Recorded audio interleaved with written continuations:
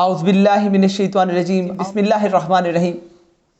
عورت کے نام حق سچ کا پیغام پارٹ 2 آپ کے سامنے لے کر سید تصور حسین زیدی پیش ہیں۔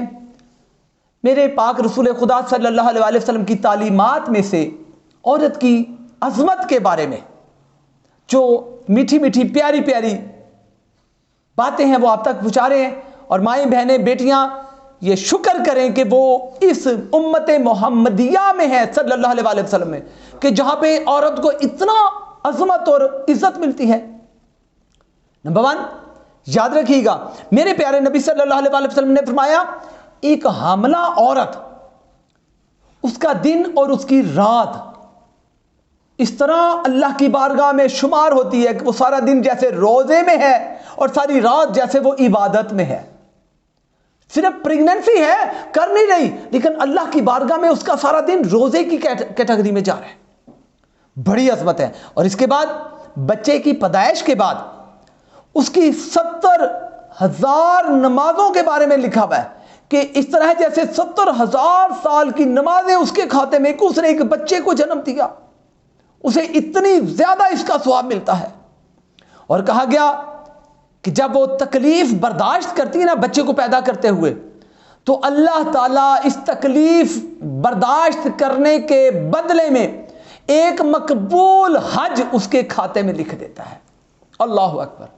اے عورت، تو یہ نہ سوچ کہ بچے کو پیدا کر لیا تو اسے کچھ نہیں ملا، اللہ کی بارگاہ میں تجھے اس کا بڑا اجر مل رہا ہے۔ اور یاد رکھنا، بچہ جب رات کو روتا ہے نا اور ماں بغیر اسے برا بھلا کہے اسے دودھ پلاتی ہے، تو اللہ اسے 1 سال کی نمازوں کا اور روزوں کا ثواب دیتا ہے، احادیث میں ملتا ہے۔ اور یاد رکھنا، جب بچے کے دودھ پینے کا پیریڈ پورا ہو جاتا ہے نا، 2 سال 2.5 سال، تو آسمان سے ایک فرشتہ ندا دیتا ہوا گزرتا ہے اس عورت کے پاس سے اور کہتا ہے اے عورت، اللہ کی بارگاہ سے تجھے خوشخبری ہو، اے عورت، اللہ نے تجھ پر جنت واجب کر دی ہے۔ اللہ اکبر۔ مائیں فیڈر نہیں، دودھ پلاتی ہیں، تو یہ کمال کی بات ہے۔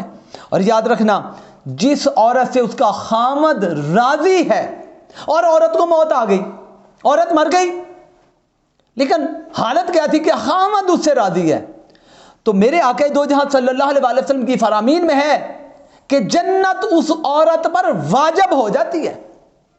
اللہ اکبر۔ یاد رکھنا، نیکوکار عورت 70,000 مردوں سے بہتر ہے۔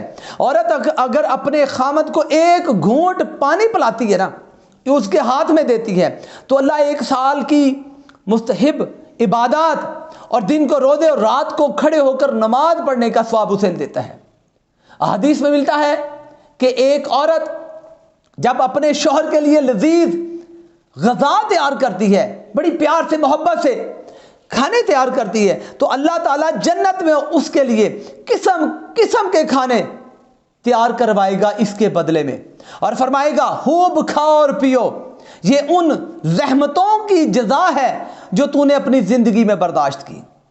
یاد رکھیں میری ماں، میری بہنوں، میری بیٹیوں، یاد رکھیے گا، اسلام میں ایک اچھی بیوی، اس کا معیار کیا ہے؟ اسلام میں اچھی بیوی ڈگری ڈپلومے والی نہیں ہے جو یونیورسٹیوں سے ڈگریاں لے کر آئی ہے تو ویری گڈ، نہیں، اسلام ڈگری ڈپلومے کو نہیں مانتا، وہ کردار، وہ گفتار، وہ افعال، وہ اعمال، وہ اچھے کردار کی طرف مانتا ہے۔ ایسی عورت جو اپنے مرد کے حق میں بہتر ہو، چاہے اس کے پاس کوئی ڈگری ہے کہ نہیں ہے، ایم اے پاس، بی اے پاس ہے کہ نہیں ہے، مرد کے لیے اچھی ہے تو اللہ کی بارگاہ میں وہ سب سے بہترین ہے۔ ایسی عورت جو اپنی مرد کی مرضی کے مطابق اپنی زندگی بسر کر رہی ہے۔ ہاں یاد رکھنا، مرد لازمی نہیں ہے کہ مرد کی ہر بات مانے، لیکن اگر اللہ اور اللہ کے رسول کے احکامات کے خلاف مرد بات کرتا ہے تو پھر نہ مانے، یعنی نماز نہ پڑھو، پردہ نہ کرو، یہ نہ کرو، وہ نہ کرو۔